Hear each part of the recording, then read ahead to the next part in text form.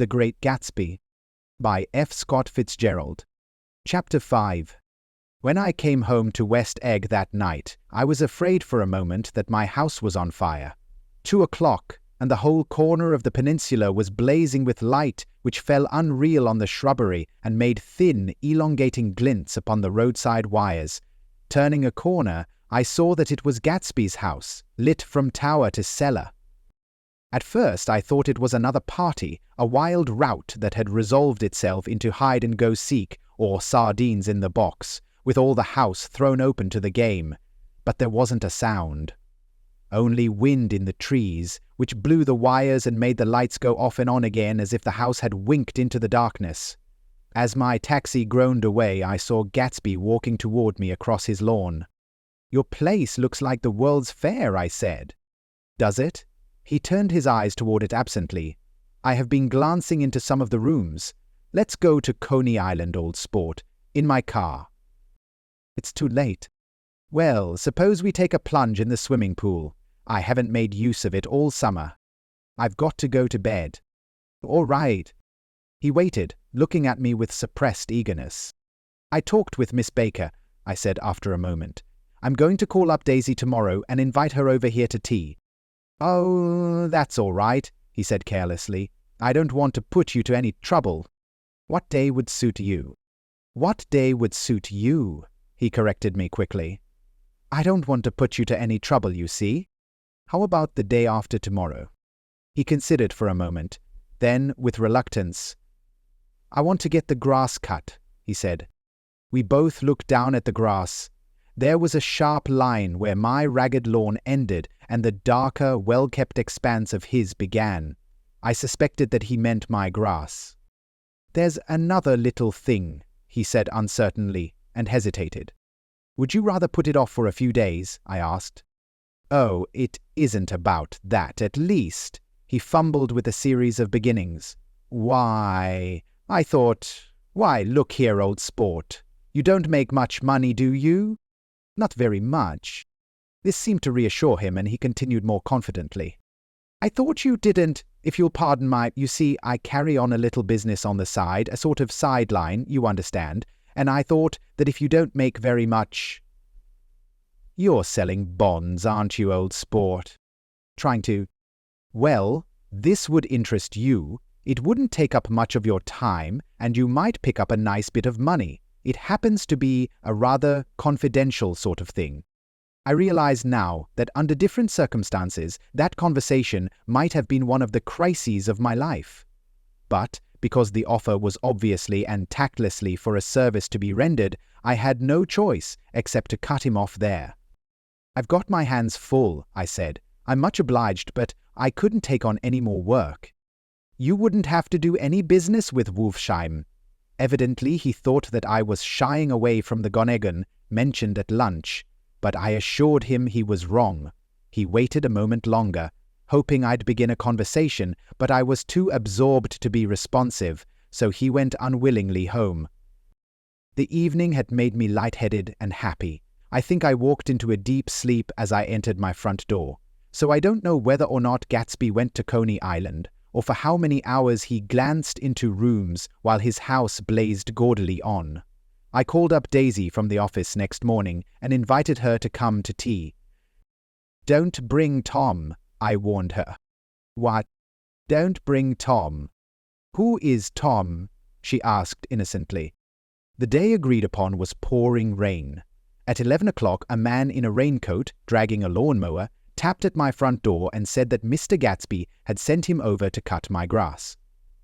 This reminded me that I had forgotten to tell my Finn to come back, so I drove into West Egg Village to search for her among soggy, whitewashed alleys and to buy some cups and lemons and flowers. The flowers were unnecessary, for at 2 o'clock a greenhouse arrived from Gatsby's with innumerable receptacles to contain it. An hour later the front door opened nervously, and Gatsby, in a white flannel suit, silver shirt and gold-colored tie, hurried in. He was pale, and there were dark signs of sleeplessness beneath his eyes. "Is everything all right?" he asked immediately. "The grass looks fine, if that's what you mean." "What grass?" he inquired blankly. "Oh, the grass in the yard."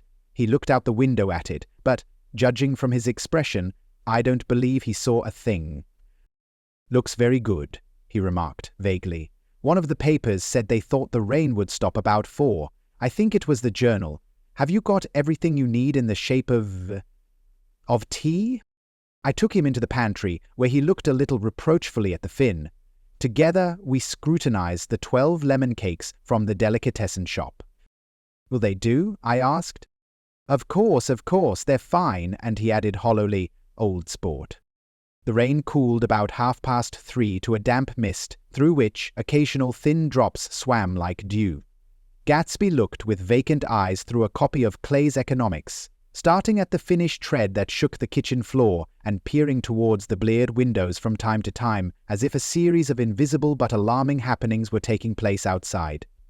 Finally he got up and informed me, in an uncertain voice, that he was going home. "Wheeze that?" "Nobody's coming to tea, it's too late." He looked at his watch, as if there was some pressing demand on his time elsewhere. "I can't wait all day." "Don't be silly, it's just 2 minutes to 4. He sat down miserably, as if I had pushed him, and simultaneously there was the sound of a motor turning into my lane. We both jumped up, and, a little harrowed myself, I went out into the yard.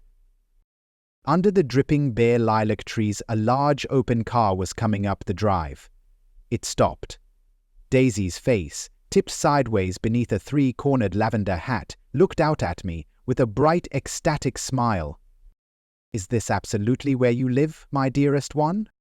The exhilarating ripple of her voice was a wild tonic in the rain. I had to follow the sound of it for a moment, up and down, with my ear alone before any words came through. A damp streak of hair lay like a dash of blue paint across her cheek, and her hand was wet with glistening drops as I took it to help her from the car. "Are you in love with me?" she said low in my ear, "or why did I have to come alone?" "That's the secret of Castle Rackrent. Tell your chauffeur to go far away and spend an hour. Come back in an hour, Ferdy." Then, in a grave murmur, "His name is Ferdy. Does the gasoline affect his nose?" "I don't think so," she said innocently. "Why?" We went in. To my overwhelming surprise, the living room was deserted. "Well, that's funny," I exclaimed. "What's funny?" She turned her head as there was a light, dignified knocking at the front door. I went out and opened it.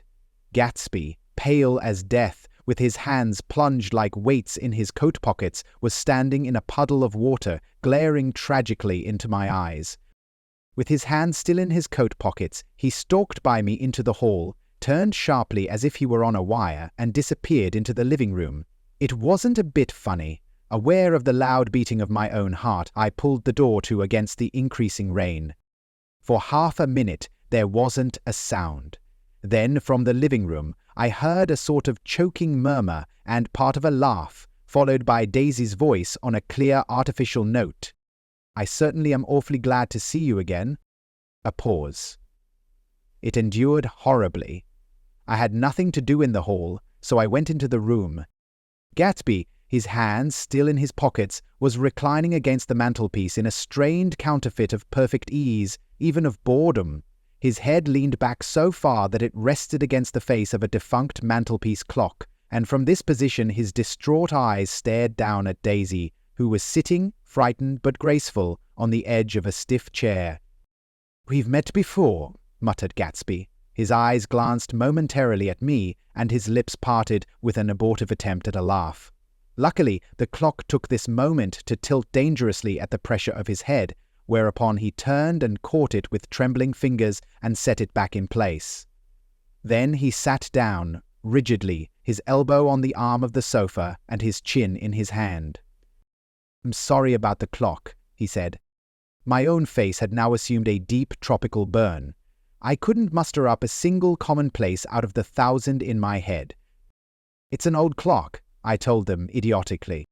I think we all believed for a moment that it had smashed in pieces on the floor. "We haven't met for many years," said Daisy, her voice as matter-of-fact as it could ever be. 5 years next November. The automatic quality of Gatsby's answer set us all back at least another minute. I had them both on their feet with the desperate suggestion that they help me make tea in the kitchen when the demoniac Find brought it in on a tray.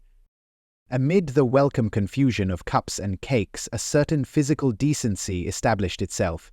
Gatsby got himself into a shadow and, while Daisy and I talked, looked conscientiously from one to the other of us with tense, unhappy eyes.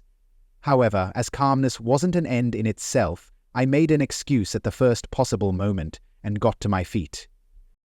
"Where are you going?" demanded Gatsby in immediate alarm. "I'll be back. I've got to speak to you about something before you go." He followed me wildly into the kitchen, closed the door, and whispered, "Oh God," in a miserable way. "What's the matter?" "This is a terrible mistake," he said, shaking his head from side to side. "A terrible, terrible mistake. You're just embarrassed. That's all." And luckily, I added, "Daisy's embarrassed too." "She's embarrassed?" he repeated incredulously. "Just as much as you are. Don't talk so loud." "You're acting like a little boy," I broke out impatiently. "Not only that, but you're rude. Daisy's sitting in there all alone."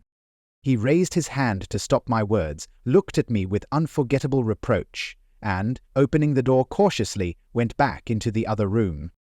I walked out the back way, just as Gatsby had when he had made his nervous circuit of the house half an hour before, and ran for a huge black-knotted tree whose massed leaves made a fabric against the rain. Once more it was pouring, and my irregular lawn, well shaved by Gatsby's gardener, abounded in small muddy swamps and prehistoric marshes. There was nothing to look at from under the tree except Gatsby's enormous house, so I stared at it, like Kant at his church steeple, for half an hour. A brewer had built it early in the period craze, a decade before, and there was a story that he'd agreed to pay 5 years' taxes on all the neighboring cottages if the owners would have their roofs thatched with straw. Perhaps their refusal took the heart out of his plan to found a family. He went into an immediate decline. His children sold his house with the black wreath still on the door. Americans, while willing, even eager, to be serfs, have always been obstinate about being peasantry. After half an hour, the sun shone again, and the grocer's automobile rounded Gatsby's drive with the raw material for his servants' dinner. I felt sure he wouldn't eat a spoonful. A maid began opening the upper windows of his house, appeared momentarily in each, and leaning from the large central bay, spat meditatively into the garden. It was time I went back. While the rain continued, it had seemed like the murmur of their voices, rising and swelling a little now and then with gusts of emotion. But in the new silence, I felt that silence had fallen within the house too. I went in after making every possible noise in the kitchen, short of pushing over the stove, but I don't believe they heard a sound. They were sitting at either end of the couch, looking at each other, as if some question had been asked or was in the air, and every vestige of embarrassment was gone. Daisy's face was smeared with tears, and when I came in, she jumped up and began wiping at it with her handkerchief before a mirror. But there was a change in Gatsby that was simply confounding. He literally glowed. Without a word or a gesture of exultation, a new well-being radiated from him and filled the little room. "Oh, hello, old sport," he said, as if he hadn't seen me for years. I thought for a moment he was going to shake hands. "It stopped raining." "Has it?" When he realized what I was talking about, that there were twinkle bells of sunshine in the room, he smiled like a weatherman, like an ecstatic patron of recurrent light, and repeated the news to Daisy. "What do you think of that? It's stopped raining." "I'm glad, Jay." Her throat, full of aching, grieving beauty, told only of her unexpected joy. "I want you and Daisy to come over to my house," he said. "I'd like to show her around." "You're sure you want me to come?" "Absolutely, old sport." Daisy went upstairs to wash her face. Too late, I thought, with humiliation of my towels, while Gatsby and I waited on the lawn. "My house looks well, doesn't it?" he demanded. "See how the whole front of it catches the light." I agreed that it was splendid. Yes. His eyes went over it, every arched door and square tower. "It took me just 3 years to earn the money that bought it." "I thought you inherited your money." "I did, old sport," he said automatically, "but I lost most of it in the big panic, the panic of the war." I think he hardly knew what he was saying, for when I asked him what business he was in, he answered, "That's my affair," before he realized that it wasn't an appropriate reply. "Oh, I've been in several things," he corrected himself. "I was in the drug business, and then I was in the oil business, but I'm not in either one now." He looked at me with more attention. "Do you mean you've been thinking over what I proposed the other night?"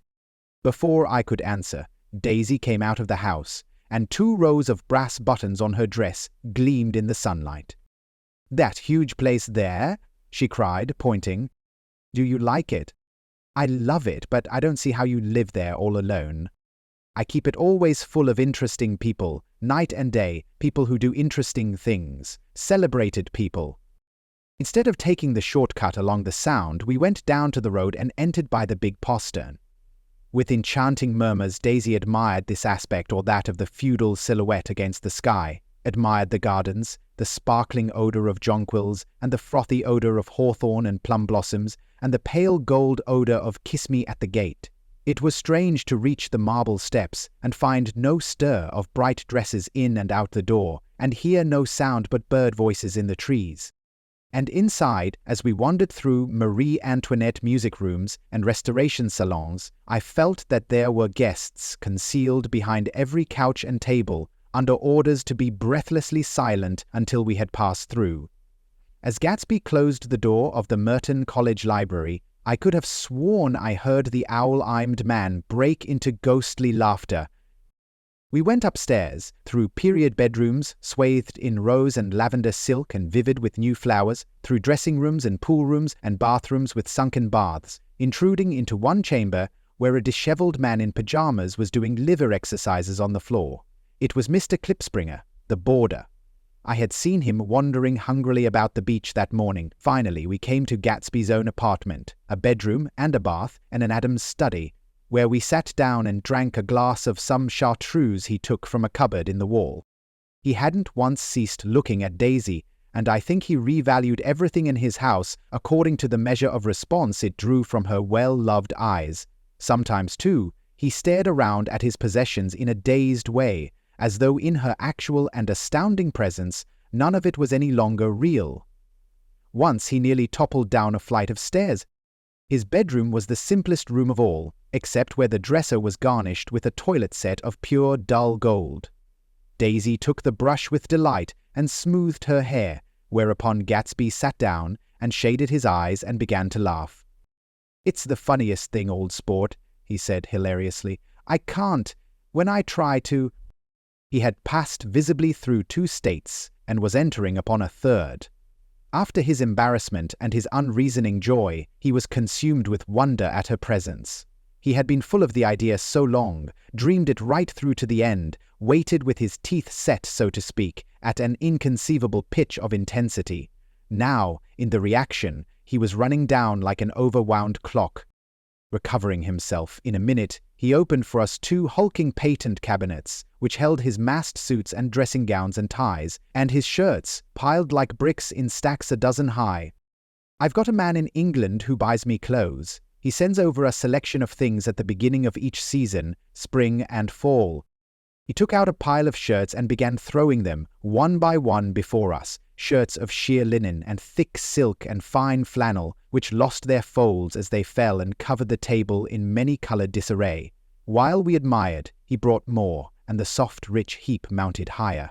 Shirts with stripes and scrolls and plaids in coral and apple green and lavender and faint orange, with monograms of Indian blue. Suddenly, with a strained sound, Daisy bent her head into the shirts and began to cry stormily. "They're such beautiful shirts," she sobbed, her voice muffled in the thick folds. "It makes me sad because I've never seen such beautiful shirts before." After the house, we were to see the grounds and the swimming pool and the hydroplane and the midsummer flowers. But outside Gatsby's window it began to rain again, so we stood in a row, looking at the corrugated surface of the Sound. "If it wasn't for the mist, we could see your home across the bay," said Gatsby. "You always have a green light that burns all night at the end of your dock." Daisy put her arm through his abruptly, but he seemed absorbed in what he had just said. Possibly it had occurred to him that the colossal significance of that light had now vanished forever. Compared to the great distance that had separated him from Daisy, it had seemed very near to her, almost touching her. It had seemed as close as a star to the moon. Now it was again a green light on a dock. His count of enchanted objects had diminished by 1. I began to walk about the room, examining various indefinite objects in the half-darkness. A large photograph of an elderly man in yachting costume attracted me, hung on the wall over his desk. "Who's this?" That's Mr. Dan Cody, old sport." The name sounded faintly familiar. "He's dead now. He used to be my best friend years ago." There was a small picture of Gatsby, also in yachting costume, on the bureau. Gatsby with his head thrown back defiantly, taken apparently when he was about 18. "I adore it!" exclaimed Daisy. "The pompadour! You never told me you had a pompadour, or a yacht." "Look at this," said Gatsby quickly. "Here's a lot of clippings about you." They stood side by side examining it. I was going to ask to see the rubies when the phone rang, and Gatsby took up the receiver. "Yes, well, I can't talk now, old sport. I said a small town. He must know what a small town is. Well, he's no use to us if Detroit is his idea of a small town." He rang off. "Come here, quick!" cried Daisy at the window. The rain was still falling, but the darkness had parted in the west, and there was a pink and golden billow of foamy clouds above the sea. "Look at that," she whispered, and then, after a moment, "I'd like to just get one of those pink clouds and put you in it and push you around." I tried to go then, but they wouldn't hear of it. Perhaps my presence made them feel more satisfactorily alone. "I know what we'll do," said Gatsby. "We'll have Clip Springer play the piano." He went out of the room calling, "Ewing!" and returned in a few minutes accompanied by an embarrassed, slightly worn young man with shell-rimmed glasses and scanty blonde hair. He was now decently clothed in a sport shirt, open at the neck, sneakers, and duck trousers of a nebulous hue. "Did we interrupt your exercise?" inquired Daisy politely. "I was asleep," cried Mr. Klipspringer in a spasm of embarrassment. "That is, I'd been asleep, then I got up." "Klipspringer plays the piano," said Gatsby, cutting him off. "Don't you, Ewing, old sport?" "I don't play well. I don't hardly play at all. I'm all out of prac." "We'll go downstairs," interrupted Gatsby. He flipped a switch. The grey windows disappeared as the house glowed full of light. In the music room, Gatsby turned on a solitary lamp beside the piano. He lit Daisy's cigarette from a trembling match and sat down with her on a couch far across the room, where there was no light save what the gleaming floor bounced in from the hall. When Klipspringer had played the Love Nest, he turned around on the bench and searched unhappily for Gatsby in the gloom. "I'm all out of practice, you see. I told you I couldn't play. I'm all out of practice." "Don't talk so much, old sport," commanded Gatsby. "Play." "In the morning." "In the evening." "Ain't we got fun?" Outside, the wind was loud, and there was a faint flow of thunder along the sound. All the lights were going on in West Egg now. The electric trains, men carrying, were plunging home through the rain from New York. It was the hour of a profound human change, and excitement was generating on the air. "One thing's sure and nothing's surer. The rich get richer and the poor get children. In the meantime, in between time." As I went over to say goodbye, I saw that the expression of bewilderment had come back into Gatsby's face, as though a faint doubt had occurred to him as to the quality of his present happiness. Almost 5 years. There must have been moments even that afternoon when Daisy tumbled short of his dreams, not through her own fault, but because of the colossal vitality of his illusion. It had gone beyond her, beyond everything. He had thrown himself into it with a creative passion, adding to it all the time, decking it out with every bright feather that drifted his way. No amount of fire or freshness can challenge what a man can store up in his ghostly heart. As I watched him, he adjusted himself a little, visibly. His hand took hold of hers, and as she said something low in his ear, he turned toward her with a rush of emotion. I think that voice held him most, with its fluctuating, feverish warmth, because it couldn't be overdreamed. That voice was a deathless song. They had forgotten me, but Daisy glanced up and held out her hand. Gatsby didn't know me now at all. I looked once more at them, and they looked back at me, remotely, possessed by intense life. Then I went out of the room and down the marble steps into the rain, leaving them there together.